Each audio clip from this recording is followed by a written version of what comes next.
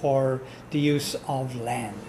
So therefore it was based upon the use of land. So that if your 10 cattle ate that grass for that length of time, everybody understood that that had a value, that there was something that you had to give back, if you like. So the concept of giving back it was very great. Now I have a reason for that, and I call it a segue, because when the dark ages, if you like, of oppression finally started to come to an end in the late 19th century, the late 1800s, having gone through the horrible 1600s with Cromwell and the whole thing, and the 1700s, which were just literally the dark ages of Ireland. And the 1800s actually did open things up, even though it ended up in the middle of the century with the horrific famine. But the early part of the century actually was the ordinary people became quite well off, largely because they were the breadbasket, they were the food machine for the English war with the French, so that they actually gained quite a lot. That was one of the reasons the population exploded in Ireland, was because of the great wars between the Napoleonic Wars, the English fighting Napoleon. But as Ireland started to emerge from the landlord era as a result of the famine, the concept of fair rent re-emerged in the Land League, and that's why I said it's like a segue.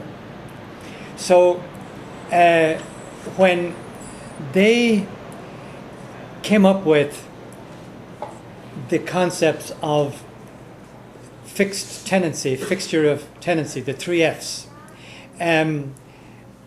so that you had actually a fixity of tenure. In other words, you weren't being bounced around from one field to the other, or this place or that place, at the will of some master. You actually ground yourself into the ground, into the earth. And that was how you got yourself up in the ancient world, was you became more and more and more burrowed into a parcel of land. And the more you were in there, the more you had ownership of that land, and the more you were protecting your descendants. So that your entire status was entirely tied up with your tenancy, if you like, and the tenancy in a broad sense, in the fact that you had been there for a long time, that you were really part of the land. Now, they wanted to bring that, and even after 2.5 centuries, almost 3 centuries, the ordinary farmers in Mayo and Galway and around the country, who still were the old Gaelic, some of the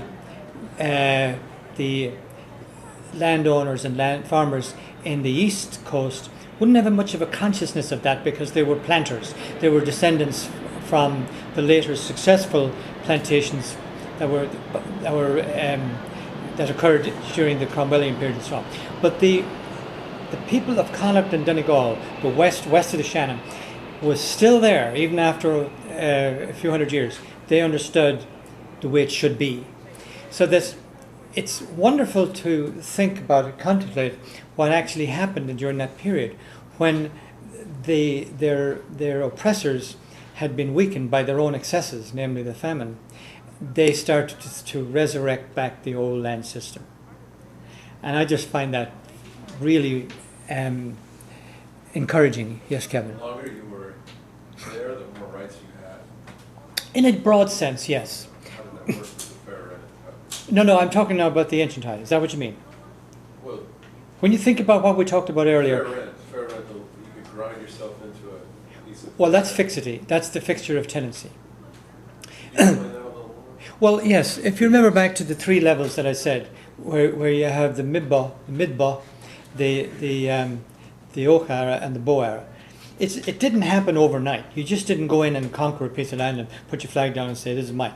You augured, you set down roots in it, and you probably went through a few generations, maybe all the way up from slavery up to a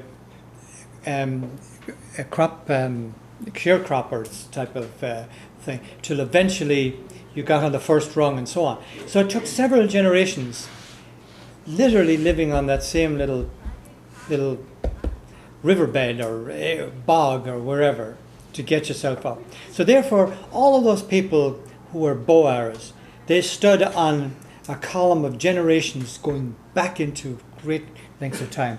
Sorry, So yeah. everybody had to know that, so your neighbor had to know that Oh, you've yeah. been there for centuries, for generations, so everyone had to know about everybody else. That's right. In some way, and keep track of it, because obviously people would have wanted to have everybody else's land. So right. how do they keep track anyway, just oral Yes, history? yes, they had a class of people for that, the Fili, and all the poems and the poetry and most of the stuff that were recited was recited as great compliments and complimented, so that you can imagine within a second, Kevin, them gathered around in, say, a strong farmer's house, in a Boer's house, and there's nothing that he preferred to listen to than his lineage, and he would have a Fili, a poet, somebody who would recite all of that, and they would never tire of it, and they would nod their heads and say, "Yep, yeah, I was there since the flood." I just was thinking about this, that, my mother talked about a poem. Yeah. A poet writing about the O'Flynn's of Mill Stream, Mhm. and that's some name that's way back in our history. Yeah. And there was a little poem. There was a poem. Oh, I'm sure there was. And that's so traditional. Everything was by poem. Because that's how they remembered it. It was all rhymed. And that's how they remembered it. And they all went along and nodded, and they all knew it, verse after verse after verse. So, yes, that's how it was passed down. But it was with tremendous pride. And I can tell you that from my own experience, because my mother had the most unbelievable pride in the land that she came from. Kevin. I hate to always bring up the field. Yeah. It's Yeah. the same, at least the movie adaptation. It's the same. It's the story of the old system. He'd been on that land forever, and then the cash economy comes in with cash. Correct. So it just takes it right out. And that's why John B. Cain wrote it. Because John B. Cain was steeped in this. Just like he wrote the Buds of Ballybunion. He understood what a buddera was and what they were. They were the better off land owners who could afford to come and spend a week in a guest house at the beach. He understood all of that. So yeah, John B. Cain had some wonderful stuff about. So that's exactly why I wrote the movie, or the play, The Field, which then became the movie. I want to say, Patrick, some of this is happening in Iran today. My grandfather, great-grandfather had a land. Obviously, I have a piece of land in some village in northern Iran. Because somebody told somebody that this is a great-grandson, someplace in the world should have that land, and it's there someplace. Well, you should go back and claim it. But just poetry and notes and word of mouth. And bring back some young girl with you, and Yes. have a young one with her. And tell them that's your land. Pat, You're now a buddera. Could you cover the 3 F's and you were talking about fixing the tendency. You were relating ancient to modern and how going forward with that idea, Yeah. how that changed the nature of land tenure in Ireland. Yes, I'm going to try and do that. And that's why I wanted to segue right across the centuries of destruction, and there's nothing there. It was just horrible as a result of poor Hugh O'Neill being destroyed. And it's exactly what I'd like to do. The concept of recognizing fixity of tenants. In other words, the very same people, and I can tell you from my own experience on both my father's side and my mother's side, the depth of pride and knowledge and understanding of their attachment to the land is just, you can't even put words on it. Particularly my mother, maybe because my father died, so I didn't have the same interrelationship with him. But certainly the mother. Now, what they were basically saying was, they didn't just arrive there in the last couple of generations. So the fixity of tenure, if you like, that was one of the demands of the Land League, was a recognition of the fact that they were deep into that land. It was like a fundamental right that they required, and the concept of fair rent. Is this the same case like Tina and Martin have in Cali She had to go back home. The father passed away. They have a house sitting Yeah, there. it is a lot like that. The land that the O'Days own in The Moycullen. ODs, yeah. Pardon? The ODs, yeah. Correct. Yeah. And again, if you look at that land, it's beautiful land, and it has again all of the little stone walls, which always tells me that it's very, very, very ancient, because you just don't build walls like those. And I asked an engineer once if they could estimate the amount of carrig, the amount of rocks, and if somebody ever did that, and they could, using whatever, calculus or whatever the hell they do that stuff, the average number of miles, they could do it with satellites.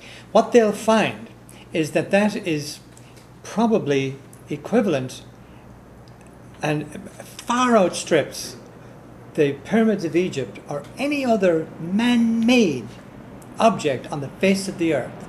I don't think that there is another man-made object. It's just that it's spread out.